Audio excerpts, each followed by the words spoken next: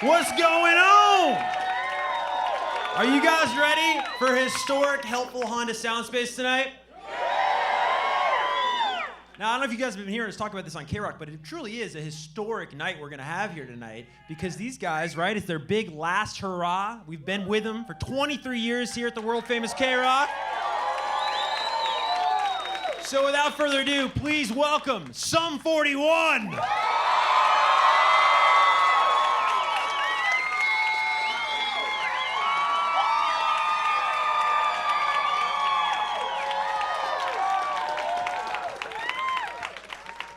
Make yourselves at home, gentlemen. This is incredible. Very, very cool. This is just, yeah, give it up, guys.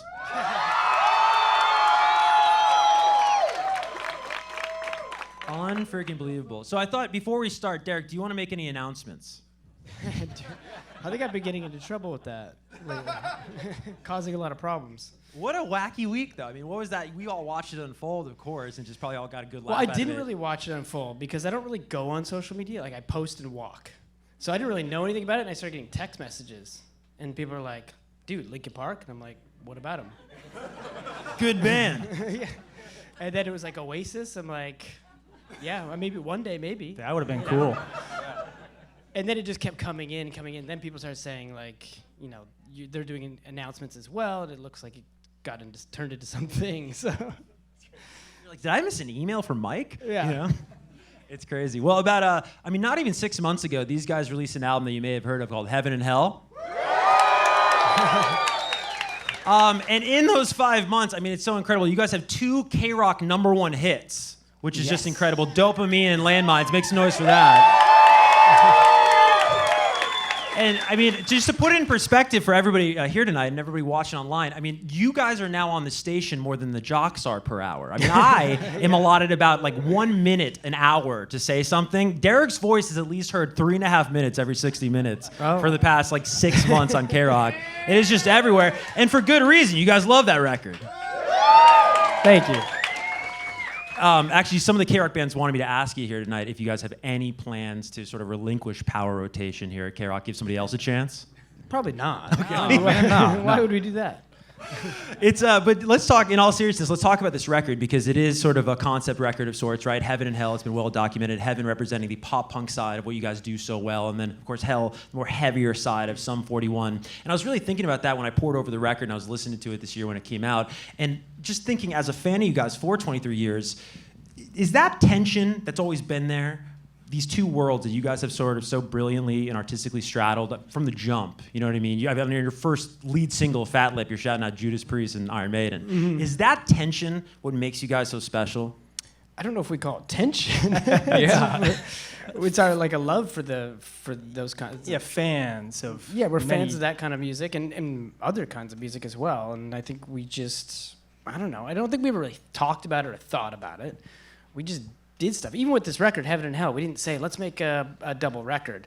The music was just there, and we all collectively listened to it separately, but came up with the same idea and started talking about it. You know, like, what do you think about this? And I was like, that's the same idea I had. And so once we all realized we all have the same idea just from listening to the music that was there, we realized that's, you know, you got to listen to the music.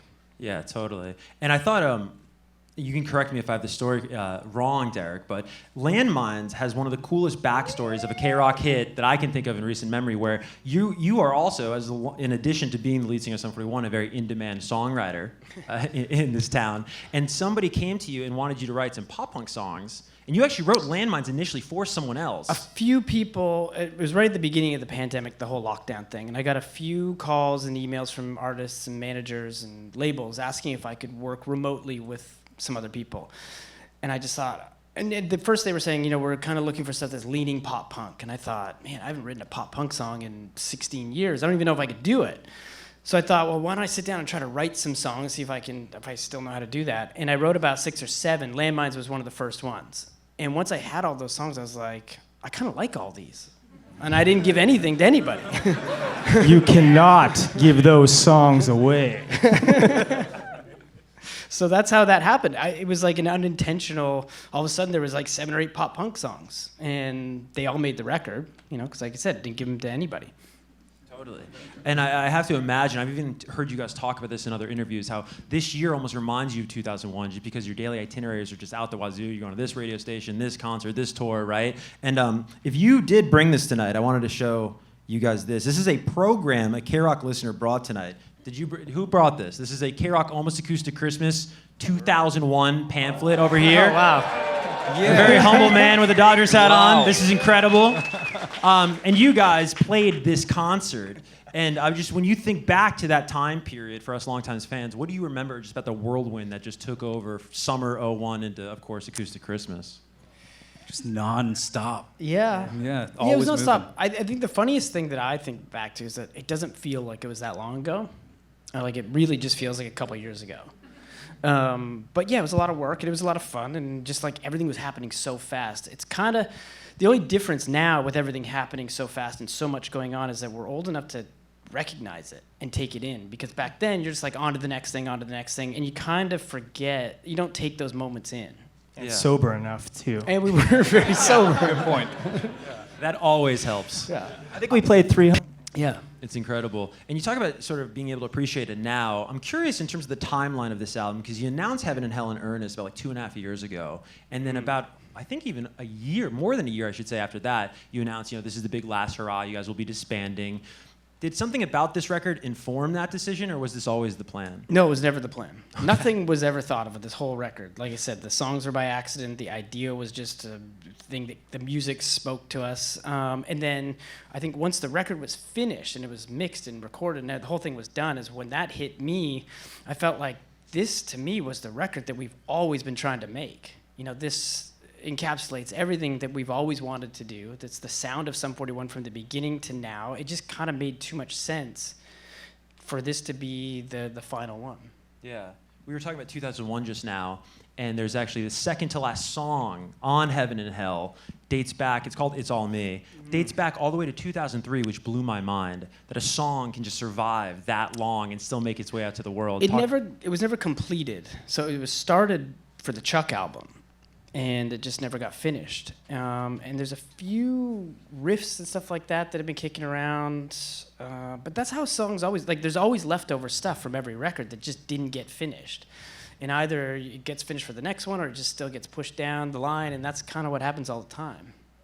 Well, you talk about things not getting finished. I'm just so curious, and open up to the entire band, of course.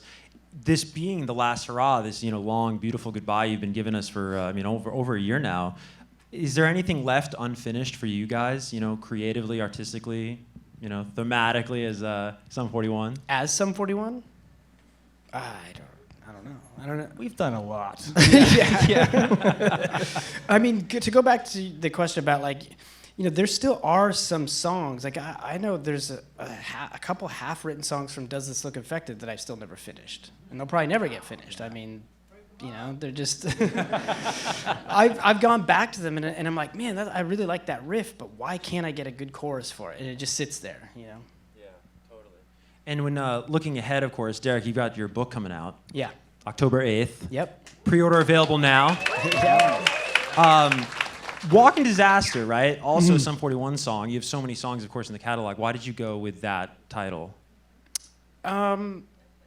I don't know. I think it's just, it encapsulates, so the title is Walking Disaster, My Journey Through Heaven and Hell. And I think that whole thing explains it all. That's really, I think we can all admit at some points in our lives we're walking disasters, there's just moments in our life that we're totally on point and then sometimes we're a disaster. And it's the heaven and hell of the whole journey. Totally. And one final question before I get out of your way and we rock this place tonight at KROQ. You guys, heading into these final shows, especially the hometown shows in Toronto, of course, the real final shows, which I think we're sending a KROQ listener up there. Are they here tonight? Are they here? Is that actually you? Oh, you just volunteered. It's you? Yeah. You got your passport figured out? All right, good. I wanted to check.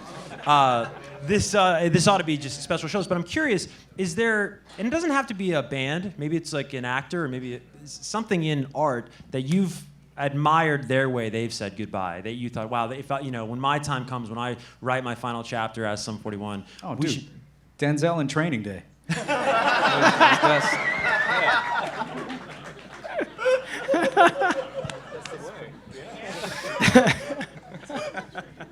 That would rule. It was so quick too. It's like you thought about that. Oh yeah, it's been sitting up there for a while. That was great. Anybody come to mind other than Denzel? I think that's the one. That's the one? I think we walk on that one. You're in for a hell of a show in Toronto, sir. Well, all right, and tonight, and right now. Tonight's gonna suck. Give it up for Sum 41. We're going to give them a few minutes to get acquainted and rearrange. And thank you guys so much. Guys, make some noise for the band. Thank you.